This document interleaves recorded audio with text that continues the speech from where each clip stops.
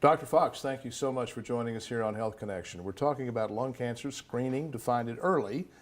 And we learned that Medicare and Medicaid have approved coverage for lung cancer screenings. Obviously, they feel that screening is important. What is a lung cancer screening and why is it important? Well, lung cancer screening is important because lung cancer is the third most common type of cancer in our country, although it's the #1 cause of death related to cancer in the United States. And the reason for that is patients typically don't know that they have it until it's diagnosed, and usually at a late stage. Screening is to detect patients who are at higher risk and hopefully detect this lung cancer at an earlier stage where it may potentially be curable. How much does it matter when you catch the cancer with respect to lung cancer, with respect to survivability? The time of detection is actually very crucial. Because lung cancer is asymptomatic, we usually, unfortunately, don't detect it until late.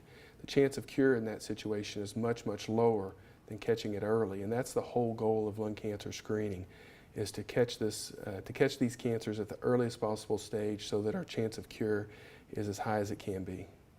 You mentioned smokers. We've known for a long time that they're at higher risk of developing lung cancer and other pulmonary disorders. But specifically, who among smokers is considered high risk? In the medical field, we use a term called a pack year to help define a certain level of smoking exposure. And your doctor can help determine that.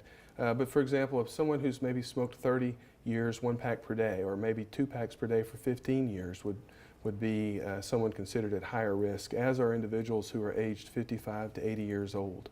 Those are the patients that we are most concerned about when it comes to lung cancer. When a doctor orders a lung cancer screening, what are they looking for, and how is the screening different from the chest x-ray we've always known about? Well, in the past, it's been determined that chest x-rays actually aren't the best way to detect lung cancer. And in a recent study, research has shown that a low-dose CT scan is actually superior to an x-ray. This low-dose CT scan is only about 1/5 of the radiation dose of a regular CT scan. It doesn't require any IV contrast, and it can help detect what are called lung nodules, or spots, if you will, in the lung. And these spots, by and large, are typically benign, but in a high-risk patient, it could be the earliest point of lung cancer, and it's there that we want to try to catch these nodules. Primary care physician, first line of defense for the detection of many diseases. Why is it important to discuss your tobacco use with your physician? And if you do fall into one of these high-risk categories, should you ask for a lung cancer screening? It's always a good idea to ask questions of your doctor, and again, they can help you determine whether you are high risk with regards to your smoking history, so it's important to be honest with them.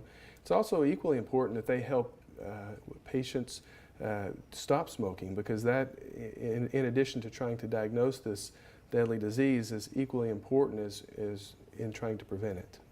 I once heard a stat, and maybe you know the answer to this. I've heard that that smoking is causal in something like 3/4 of lung cancers. Is that still considered accurate? That's still accurate. About 1/3 of our population here in the United States smokes cigarettes, but it's about 85% of those cancer diagnoses that are found amongst people who smoke. So conversely, if you don't work in a high-risk occupation and you don't smoke, your risk for lung cancer? Your risk for lung cancer is going to be lower, and that's why patients who aren't within this defined category are not going to be screened, because the risk of cancer is certainly lower in that population of patients. So you are screened, and something questionable appears. What's the next step? The next step is to sit down with a lung specialist and talk about what the screening CT scan shows.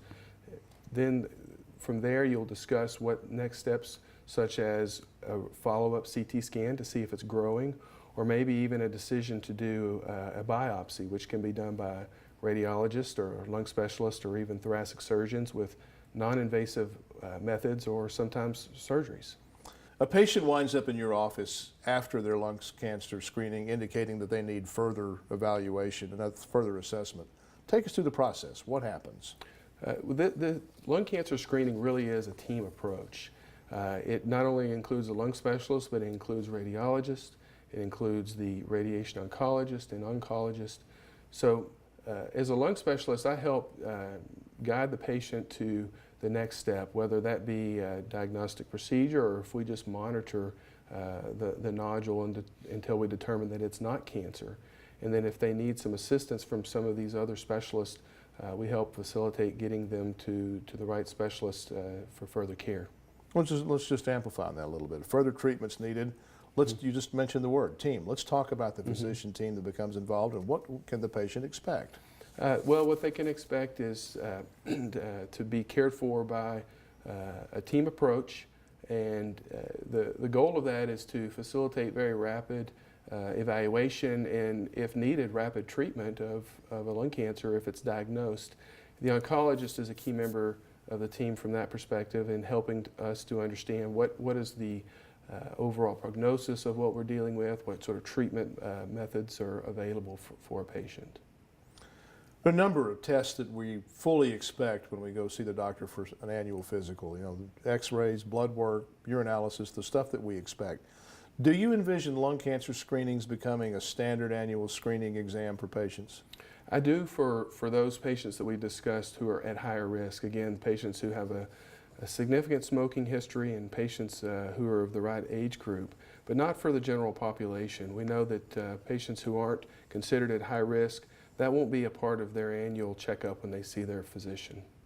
Very well. Doctor, thank you very much for your time. Thank you. Appreciate it.